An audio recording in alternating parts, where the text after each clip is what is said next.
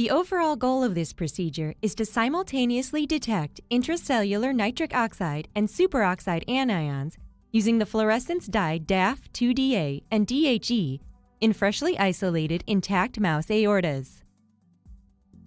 This method can help unravel current research skills in the cardiovascular physiology field, such as endothelial dysfunction and enos uncoupling. The main advantage of this technique is to provide a simple and precise method for ex vivo direct detection and visualization of nitric oxide and the superoxide anion simultaneously in intact blood vessels.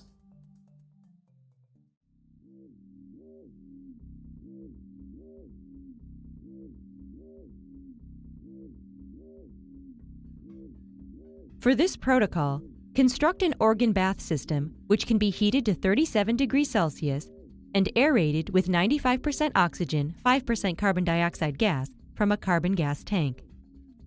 To begin, prepare enough fresh Krebs-Ringer bicarbonate buffer as needed to bathe the tissues of interest.